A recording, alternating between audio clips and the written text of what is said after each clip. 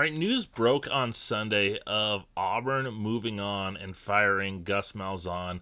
And while a lot of people say they were shocked by this news, it didn't really surprise me too much because it seems like Gus Malzahn has been on the hot seat pretty much his entire 8 years, whatever it was with the program. Auburn's a program that they get real impatient and they have high demands, and I don't blame them. They're a team that could challenge for they have the talent and they have the resources to challenge for the college football playoff on a yearly basis. So when they get kind of maddening results, your team's good one year, bad the other year, they play really good for a few games and then have a few clunkers, I can understand why they get restless and get upset. Now, I think Gus Malzahn's a good coach. He's had a lot of success. I don't think the hot seat rumors have done him any favors, but I also don't think he's, him being fired from Auburn. I think some, if not a lot of that blame can go on him for not being a consistent contender. There's one thing to say, oh, we're good, every couple of years, but when you have the resources that you have in the SEC at a school like Auburn, you should be a consistent contender.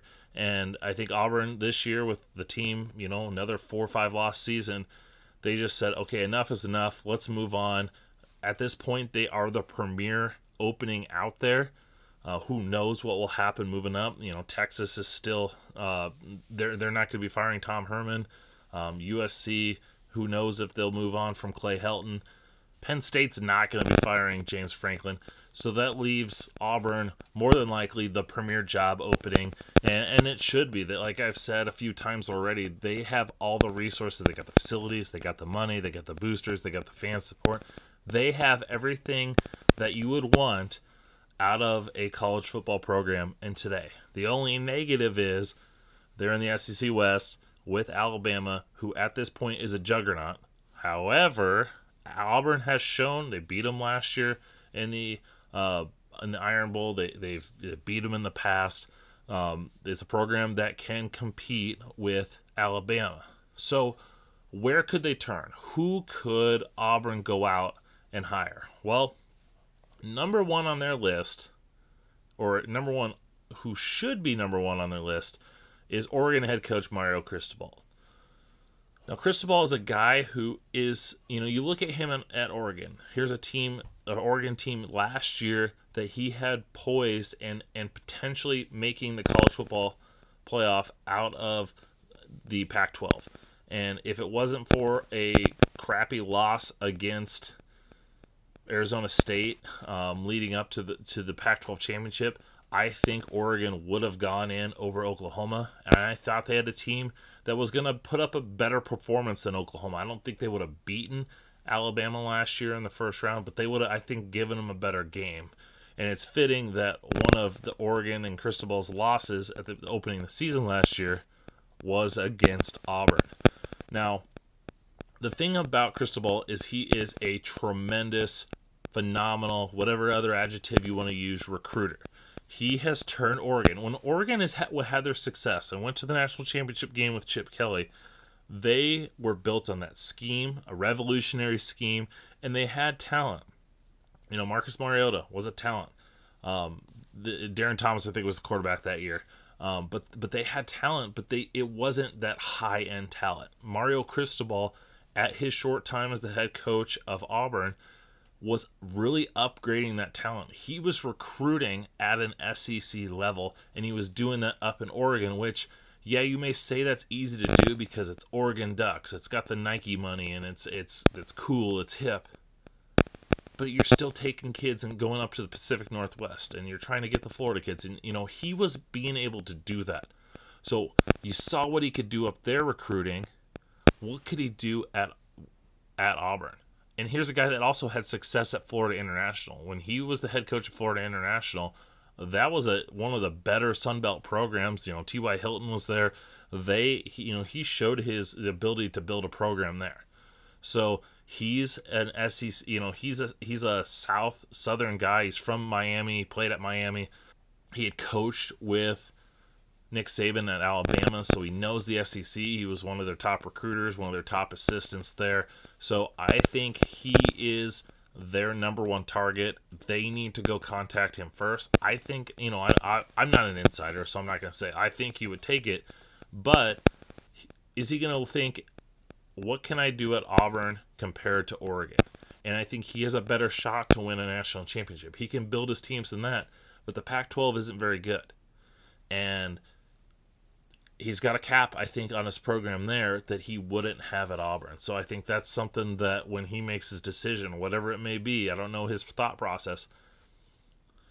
My number 2 guy that I would go after, that I think they're going to talk to, and that is Hugh Freeze, who is the head coach at Liberty. Now, Hugh Freeze was one of the guys that if you need to beat Alabama, and you look at the teams that have had that success beating Alabama, Hugh Freeze is number 1 on the list. What he did at Ole Miss with those teams beating Alabama and him beating Alabama and Ole Miss having that success really made Saban redo what he wanted. Before those games, Saban was, play good defense, have a good running attack, and we'll beat you that way.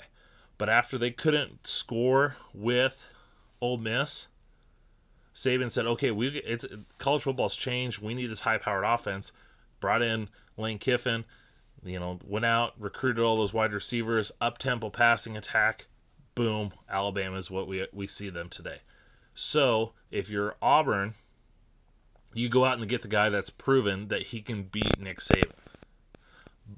The big concern you have with Hugh Freeze, though, is he had his issues at Ole Miss. They had recruiting violations, paying, guys were getting paid money, which, I mean, hint, hint, wink, wink. It's not like that's a sole only happened at LSU or at SC, only happened at Ole Miss. I don't know anything, but I mean, there's rampant speculation. You can speculate all you want.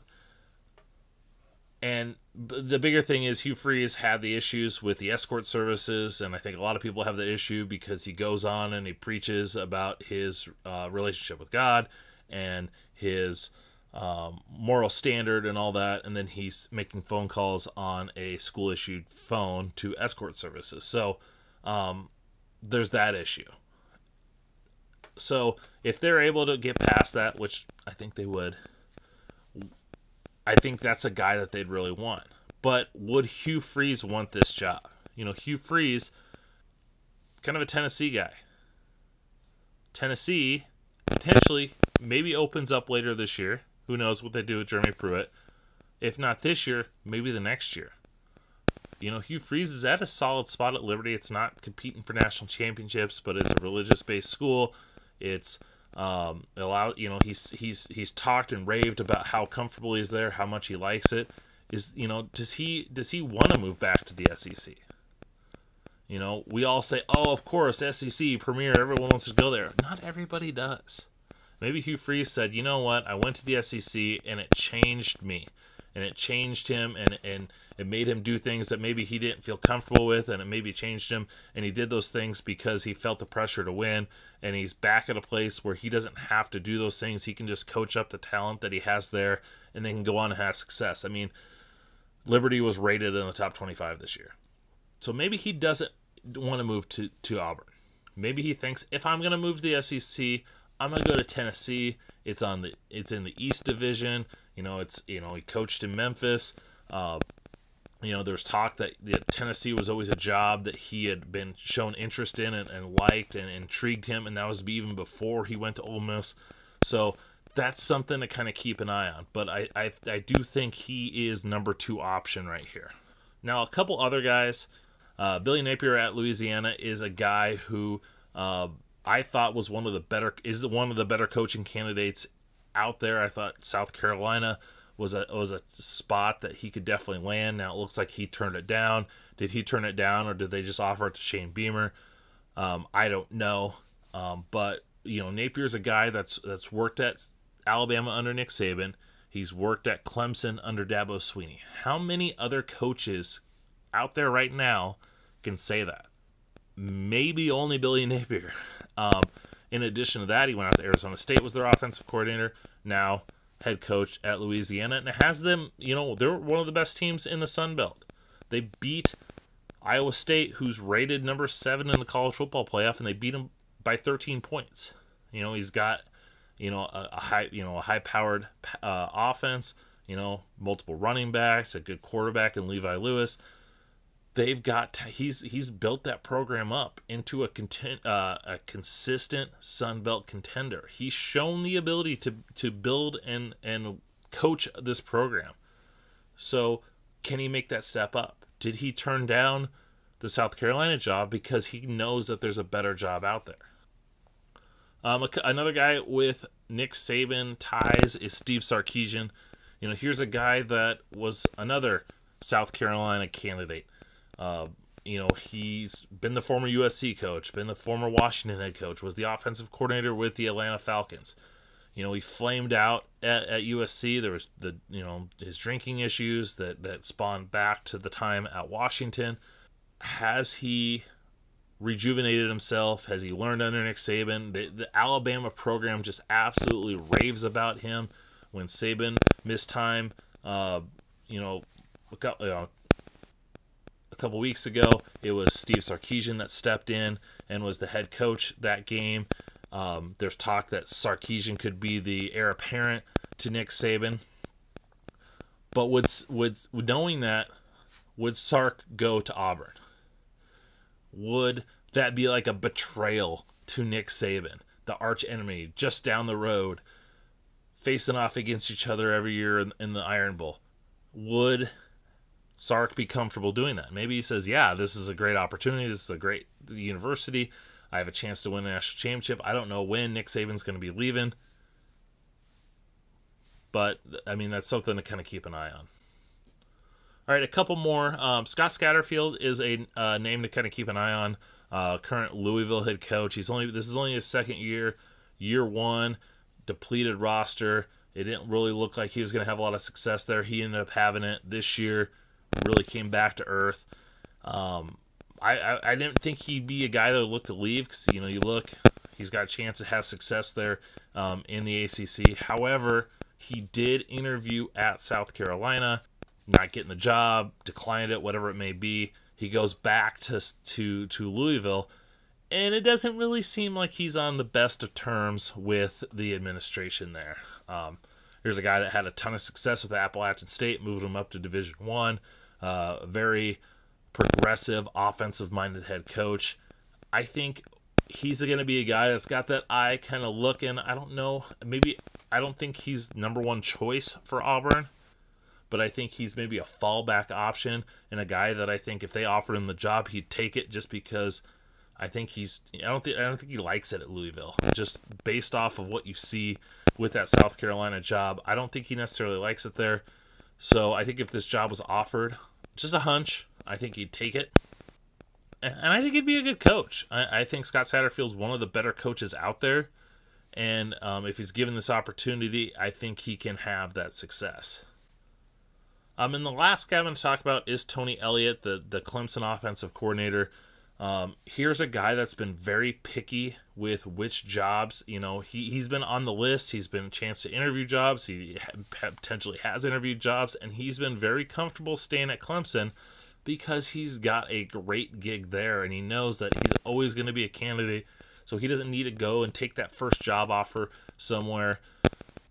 Would Auburn be that job, though? Here's a guy that, he wasn't the first one there to kind of rejuvenate. So when Dabo Sweeney took over Clemson, he brought, wasn't Tony Elliott as the guy that kind of brought it up going. But when he got co-offensive coordinator, that's when with Jeff Scott, that's when Clemson's offense really took that next step. And, he was there with Sean Watson. He was there with Trevor Lawrence, now there with DJ.